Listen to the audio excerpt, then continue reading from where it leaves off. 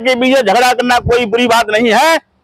हमारे पिताजी ने किया, हमारी माताजी ने अपनी देवरानी से किया, तो हम भी करने में कोई हिचक नहीं खाएं। मेरा उनसे निवेदन है कि हम ऐसे संस्कार समाज को देके जाएं, चाहे वो हमारे बच्चे हों, बेटे हों, बेटियां हों, जो उनका अनुसरण करें।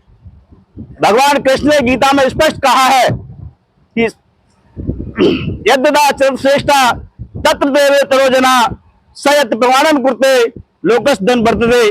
जैसे समाज के अग्रणी लोग अपने कर्मों से प्रमाण को साबित कर देते हैं, आने वाली पीढ़ी उसका अनुसरण करती है।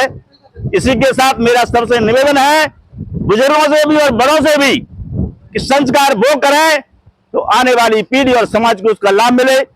इन्हीं शब्दों के साथ पुनः विनम्र श्रद्धांजलि देते हुए आप सभी का वंदन, अभिनंदन। जय हिंद, जय भारत। ओम शांति, ओम शांति, ओम शांति। पुण्य श्रद्धा सुमन अर्पित करते हुए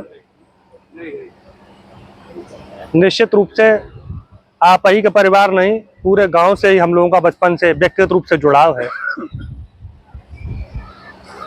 व्यवहार में आप बहुत अच्छे थे, व्यक्तिगत रूप से जैसा हम लोग जानते हैं नज़दीक के नाते। निश्चित रूप से हम सबको उनसे प्रेरणा लेनी चाहिए। एक निवेदन मैं आप लोगों से कर देना चाहता हूं कि जो आज स्थिति इतनी खराब है कि जहां समाज के चिंतन की बात आती है तो चिंतन के समय पर सब 60, 70, 80 साल के लोग बैठे होते हैं, जिनका हम लोगों से कई गुना बड़ा अनुभव है। वो चिंतन में कहीं ना कहीं हमसे बहुत ज्यादा है। ऐसे कार्यक्रमों में आवश्यकता है कि नौजवानों को हम साथ रखें।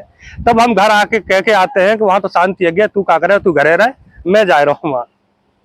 आज जितना नौजवान नशा की तरफ जा रहा है, जितनी विकृतियां नौजवानों की वजह से समाज में हो रही हैं, जिसकी भरपाई कर पाना बहुत मुश्किल है। बहुत कम उम्र में नौजवान हादसों का शिकार हो रहे हैं। नशा आदि की वजह से जमीन जायदादें लोगों की बिक रही हैं, महिलाओं की चीजें बिक रही हैं। परिणाम ये हो रहे हैं कि लोग आत्महत्याओं की तरफ जा रहे हैं।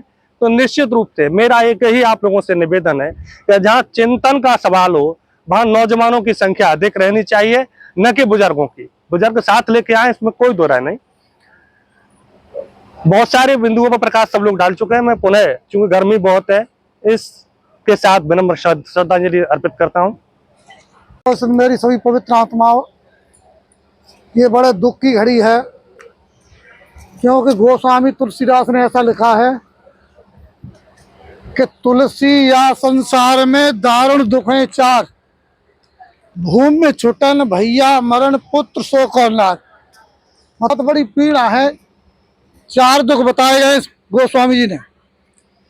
भूमि में छुटन भैया मरण पुत्र शोक, इनमें एक भी दुख पड़ जाता है तो आदमी कमर टूट जाती है। साथ ही सृष्टि का ये नियम है कि जिसने जन्म लिया है उसे एक दिन जाना पड़ेगा। इस नियम को न पैसे वाला टाल पाएगा, न कोई वैज्ञानिक टाल पाएगा, न कोई दार्शनिक टाल पाएगा। बात ज्यादा न कहते हुए मैं इतना कहना चाहूंगा कि यह जो मृत्यु भोज का जो चल रहा है मामला, बाबू दर्शन सिंह जी जो सांसद थे, उन्होंने काफी प्रयास किया, लेकिन वो इटावा से आते थे और लखनऊ से या दिल्ली से आते थे। लोग उन पर ही टीका टिप्पणी करने लग जाते थे। ऐसे भी लोग देखे आपके यादव लोगों में। रतनपुर में लगभग 90% 13वीं बंद है, मृत्यु भोज बंद है। और एक गांव और देखा जहाँ रवीश जी हम शांति अमन करने गए थे, ऊंचा के पास नगला नया, उस गांव में भी 98% बंद है। कोई एक आध कम वक्त कोई 5 कर देता हो तो वो बात अलग है, अन्यथा पूरे गांव के लोग, इससे बड़ी भीड़ आई थी उस शांति यज्ञ में। कोई भी मृत्यु भोज की दावत नहीं होती। और सुन लो माता बहनों, जब बातों में लगी रहोगी क्या मिल जाएगा तुम्हें। आप ऐसे अवसर पर आए दुख की घड़ी में, कुछ सुनना नहीं चाहते, यही तो दुख की घड़ी है। आज जमाना बदल रहा है। अभी कुछ समय पहले अशोक गहलोत सरकार कांग्रेस राजस्थान में 1960 अधिनियम लागू किया कि जो भी 13वीं करेगा और जो 13वीं के लिए उकसाएगा उसके ऊपर मुकदमा लगा करके जेल में डाल दिया जाएगा। तो वहां 13वीं बंद हो गई। तुम्हारे यहाँ परंपरा छोटी है, या हम शांति हवन करने जाते लोग हमसे कहते हैं अरे शांति जल्दी कर लियो मोने एक आ जानो, शांति जल्दी मोने के पास भले भैंस ले जानो। आप लोग किसी के दुख में आए हो कि अपना भला टालने आए हो। हम जाते हैं और पूरा दिन लगाते हैं, खाना भी नहीं खा के जाते और 3 बज जाते 4 बज जाते हैं। आखिर हम लोगों को क्या मिल रहा? अशोक गहलोत सरकार ने ये नियम लागू किया और हंटर चला सरकार का, 13वीं एक तरफ से बंद हो गई। किसी ऐरा गहरा नत्थू खेरा हिम्मत नहीं हुई जो 13वीं की दावत करे। अभी मध्य प्रदेश का मुख्यमंत्री मोहन यादव ने कई महीनों पहले ये प्रचार किया है कि मृत भोज बंद हो, जिसमें अनावश्यक दसियों लाख रुपया बर्बाद होता है। उस पैसे को आप ग्राम समाज में लगा दो, गरीब के लिए लगा दो, कोई बेसहारा उसके लिए लगा दो, और ये 13वीं बंद होनी चाहिए। यहाँ तक उन्होंने इतना भी कहा, मोहन जो मुख्यमंत्री है, पकवाने एड़ी बेड़ी टेढ़ी रोज खा रहे हैं बच्चे पूरी। और ये जो 60 साल से पहले और जो मौतें हो रही हैं, इन मौतों का कारण है जो आप जो वनस्पतियां तेल जो खा रहे हैं, इनकी वजह से और ये अटैक की बीमारी होकर के ये मृत्यु हो रही है। तो कहने का मतलब राजस्थान भी कह रहा है, मध्य प्रदेश भी कह रहा है, उत्तर प्रदेश के लोगों ने शुरुआत की, उनको मैं बहुत बहुत धन्यवाद करूंगा। किसी भी धर्म ग्रंथ में नहीं लिखा कि आप बहुत बड़ी इसमें दावत करो। पहले 40 साल पहले आप झांक के देखें तो ये नहीं होती थी। इन्हीं कड़ी में और मैं दिवंगत आत्मा जहां भी हो, जिस अवस्था में हो, मैं श्रद्धा सुमन अर्पित करता हूं। अच्छा जन्म मिले, अच्छा परिवार मिले। ओम शांति। तारीफ भी करता हूं। मैं एक जगह ऐसा ही कह रहा था, आप एक औसत निकालें अपने गांव में जाके, नर से नारी की उम्र ज्यादा है। ये बिल्कुल इफेक्ट बात है, आप कहीं भी देख लें। तो उसकी वजह क्या है? तो मैं ऐसा ही बता रहा था, तो एक पढ़ी लिखी लड़की बोली, अंकल जी बताएं क्या बात है? मैं बताओ बेटा। तो उसने कहा कि हम लोग व्रत बहुत करते हैं। मैंने कहा अच्छी बात है, लेकिन मेन बात क्या है कि आप लोग बीड़ी, गुटखा, सिगरेट, तम्बाकू और शराब, इनसे बहुत अलग हो। तो इसलिए और एक बात और करूँगा निवेदन करके, बहनों, 21वीं सदी बनाम नारी सदी है। आप लोगों को आगे आना है। आप लोगों को आगे अगर नहीं आएंगी तो ये दुनिया सुधर नहीं सकती। मैं और ज़्यादा कुछ कह के अंतिम वक्ता के रूप में हमारे साथी भाई शास्त्री जी आए और अपनी बात को रखें। भाई शास्त्री जी। सर्वप्रथम दिवंगत आत्मा के श्री चरणों में श्रद्धा सुमन अर्पित करते हुए प्रभु से प्रार्थना करेंगे, विद्वानों के मत से कहीं जन्म होता हो तो श्रीमान पुरुषों के घर में जन्म हो। शेष जो परिवार है जहाँ कष्ट है, उनको भी ढांढस बनाने की क्षमता प्रदान करे परमात्मा। अभी दूर दराज से पधारे हुए सभी संभ्रांत नागरिक, हमारे सभी नेतागण, मैं सभी भाई बहनों को प्रणाम करता हूँ। मैं 2-3 मिनट में अपनी बात समाप्त करूंगा। भैया जी आप पीछे बात ना करें। फरीदा वालों से निवेदन है कि तुम मोकल लियो। हाँ, मैं अभी सबको विदा करते हैं। हमें लग रहा है कि बहुत हमको भी लग रही है, तो आपको भी गर्मी लग रही है। देखिए, चर्चा हमारे प्रधान जी ने, भाई सुरेंद्र शास्त्री अखिल जी ने बहुत अच्छी की, महासाब जी ने, और वो ही बातें हम लोगों ने की हैं, घुमा फिर के वही चर्चा है। लेकिन मैं ये सोचना, मतलब अपने मन के विचार ये प्रकट करना चाहता हूं कि इस बात को करे कौन, जो चर्चा की गई है उसे इस्तेमाल कौन करे। अगर पूछ लिया जाए कि ये सही बोल रहे थे तो आप कहेंगे कि बहुत अच्छा बोल रहे थे। जब अच्छा बोल रहे तो ये दावत कौन खा रहा है? जो मृत्यु भोज की दावत, मैं एक बहुत कड़ी बात कह दूं, मैं दीपावली से पहले एक प्रोग्राम करने जा रहा हूं और संभ्रांत नागरों को बुलाऊंगा। हम लोग इस्तीफा देने जा रहे हैं कि ये मृत्यु शांति यज्ञ हम लोगों से कोई न कराए। वो इसलिए करने जा रहे हैं कि जो लोग शांति कराते हैं वो खुद ही दूसरे के यहाँ मृत्यु भोज खाते हैं। जब तुम किसी को नहीं खिलाते हो तो तुम क्यों खाने जाते हो? मेरा निवेदन, जब तुम किसी को नहीं खिला सकते तो दूसरे के यहाँ मत जाइएगा। हम लोगों को पागल मन समझो, जो हमारा फ्री का पेट्रोल नहीं, हमें कोई इलेक्शन नहीं लड़ना है जो आप लोगों से वोट लेंगे। अरे समाज की एक टीस ठीक है, ये समाज बहुत विकृति की तरफ जा रहा है, तो कैसे भी समाज सुधर जाए। हम लोग जाते हैं, एक दिन की ड्रेस खराब होती है, एक दिन का समय बर्बाद होता है, 200 से 300 रुपए की पेट्रोल खराब होती है, अगर दूर जाते हैं तो 1000 रुपए का डीजल खत्म होता है। तो हमारे का बच्चे नहीं है, मैं बहुत कड़ी बात कह रहा हूं सब लोगों से, हम लोगों को इन्वाइट न किया जाए, ये मैं क्षमा चाहूंगा। या खुद ऐसे लोग हों जो किसी के यहाँ मृत्यु भोज न खाएं, बस वो ही लोग हमें बुलाएं, अन्यथा कोई भी न बुलाएं, ये मेरा एक निवेदन। दूसरी बात ये रही, अच्छा एक समझ में नहीं आता कि मृत्यु भोज आप खा कैसे लेते हो। एक तरफ हाहाकार मचा हो और एक तरफ आप खाने लग जाते हो, मतलब एक सोचनी बात है। पहले लोग कहते थे कि जब आंगन में आंसू निकल जाए तो वहां खाने की हिम्मत नहीं पड़ती है, और आज क्या हो गया तुम लोगों को, डॉक्टर भी मना कर रहा है कि आप पूरी मत खाइए, और उसको उकसाते हो, करवाते हो। चलो कोई संपन्न है कर दे, बुजुर्ग का कर दे, लेकिन किसी का 30 साल का 4 साल का बेटा और एक्सीडेंट में खत्म हुआ है, उसमें भी दावत होती है। आप ये कहें कि दावत कहाँ होती है, हम बताएंगे। क्या वो 10-20 किलो आटा सिकता है जिसमें जीजा, फूफा, बहनोई, मामा आता है, वो क्या खाता नहीं है? वो क्या आयुष्मान नहीं है? क्या ऐसा कोई इस समाज में बैठा है जो एक दूसरे का जीजा, फूफा, मामा न हो? कोई है ऐसा? जब सब है तो सबके रिश्तेदार में मौत होनी है, तो हम इंसान हैं। तो जहां हाहाकार मचा, जो 40 साल 30 साल का बेटा एक्सीडेंट में मरा, तो माता छोड़ दीजिएगा, लेकिन आप छोड़ नहीं सकते, उसे नहीं छोड़ सकते, बल्कि हमारे यहाँ डेड बॉडी पर जो पैसा चढ़ता है कि नहीं चढ़ता? किसको दिया जाता है? किसको दिया जाता है भाई? मान को। मान वही है, जीजा, फूफा, दामाद, और कोई है? तो वो मान इतना गिरा हुआ व्यक्ति है जो एक मेहतर भी कफन को छोड़ गया, लेकिन वो 10 का नोट नरक में ही ले लेता है।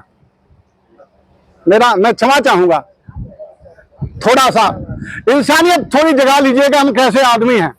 मैं आज से 3 साल पहले मेरे भतीजे ने, मैं तकलीफ चल रहा हूं इस समय 10 दिन से, लेकिन मेरे शरीर पर कोई आपको महसूस नहीं हो रहा, मैं तकलीफों अभी भी कुछ भी नहीं खा रहा हूं, लेकिन मैं समाज में जाता हूं तो खुश दिल रहता हूं, इससे ही मेरी एनर्जी पूरी हो रही है। लेकिन जीने का तरीका अगर आप सीख जाएंगे तो जिंदगी बहुत सफल होगी। 3 साल पहले एक भतीजे ने ये धान वाली बोतल पी ली, प्रधान जी, बोतल पी ली तो एकदम हाहाकार मचा लेकर आगरा भागे। मैं भी पहुंच गया आगरा, तो मैं बहुत दुनामनी में था कि अब ये बचेगा नहीं। तो मैंने देखा अपेक्स हॉस्पिटल, अपेक्स में तो एक सिकंदर राव का लड़का था, एक्सीडेंट में उसकी टांग टूटी थी, वो बेड पर पड़ा हुआ था। कुछ रिश्तेदार देखने आए, मैं कुर्सी पर कभी अपना मूड पकड़ लेता था, तो टेंशन ये था कि भतीजा मरेगा, वो बचेगा नहीं, तो ये टेंशन लग रहा था। तो वो लोग बतला रहे तो मेरी दृष्टि वहां जाती रही। थोड़ी देर में जब वो लोग चले तो उस बेटा की माँ और पत्नी थी, उन्होंने भेंट दी, तो मेरी दृष्टि बिल्कुल चली गई और वे लोग भेंट ले रहे थे। मैंने क्या किया, बहुत फुर्ती से कि मैं तुरंत वहां से उठा, जिस जीना से उनको उतरना था उसी चौक पे जाकर मैं खड़ा हो गया।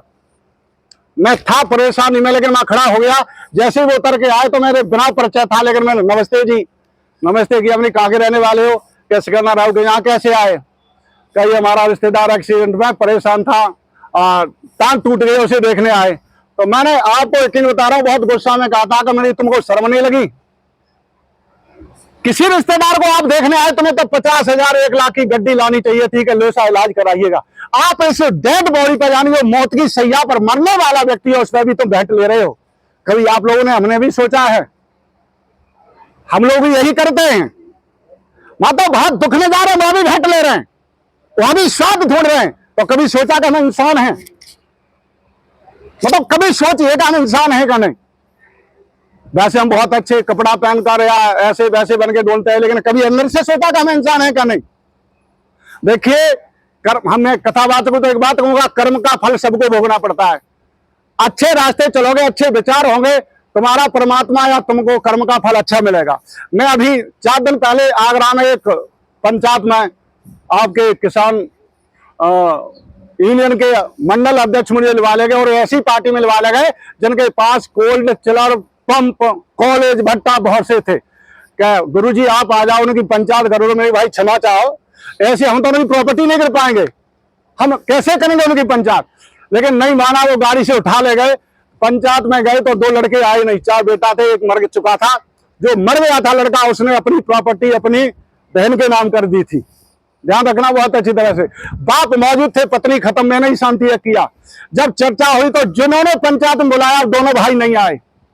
जिन भाइयों ने बुलाया, हम कॉल करते रहे तो मोबाइल स्विच ऑफ कर लिया। और उसके बाद में हमने उनके पिता को पूछा तो उन्होंने कहा कि मेरे चौथाई के हिस्सा की जो प्रॉपर्टी है वो मेरी बेटी के नाम है और ये लड़के लेना चाहते हैं। पर ये बताओ शास्त्री जी, मैं किसके बल पर जीऊं? उनको रोटी नहीं मिल रही जबकि अरबपति आदमी है। उनके बच्चे, उनको एक लड़के ने रास्ता में टेलीफोन भी किया कि गुरुजी आप जा तो रहे हो कि हमारा पिता मर जाए तो हमारी प्रॉपर्टी का बंटवारा हो जाएगा। जब वो व्यक्ति बहुत अच्छा है, हर साल बहुत अच्छा धर्म करता है, 10-20 लाख धर्म में लगाता है, लेकिन लड़के बहुत वैसे हैं, बैंक के बारे वैसे झगड़ा मान लेना कैसे हैं। तो बात यह है ने कि अच्छाई से जिंदगी को जी लो। जिंदगी का कोई पता नहीं है कब मौत हो जाएगी। किसी विद्वान ने कहा सवेरे जन्म और शाम को मौत हो जाए, लेकिन एक दिन की जिंदगी वो के सारे लोग रो जाए। तो जिंदगी अच्छी थी और हंस गए, इसका मतलब जिंदगी सही नहीं थी। तो मैं ज्यादा कुछ न कहते हुए जिनकी चर्चा चल रही है, और रतनपुर तो बहुत अच्छा गांव रहा है जिसमें सारे परिवार ज्यादातर सामूहिक रहे, और मैं तो यहाँ छोटे पैसे आना जाना रहा प्रधान जी, तो हमें बहुत अच्छा संगठन लगता था कि बहुत अच्छे सब लोग इकट्ठे बैठकर दावत या कोई प्रोग्राम है तो बहुत अच्छे। मेरे यहाँ फूफा का बुआ का रिश्ता है, सब लोग बैठे हुए हैं। तो मैं ये चाहूंगा कि जैसे उनका आदर्श रहा वैसे आप लोग भी अपनाएं, और यही बात पुनः जो माताजी रह गई हैं उनको भी किसी प्रकार का कष्ट न हो। इन्हीं शब्दों के साथ मैं पुनः दिवंगत आत्मा को श्रद्धा समर्पित करते हुए अपनी वाणी को विराम। ओम शांति शांति।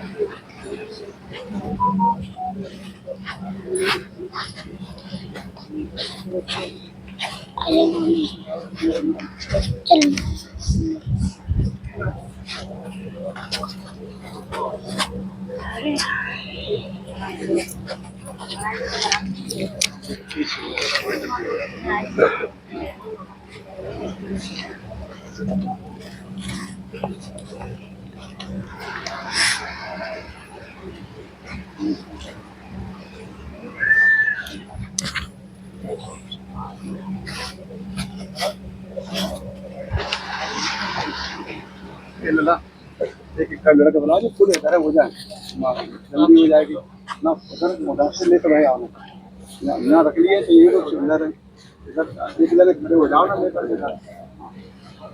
एक जना वो जो है ना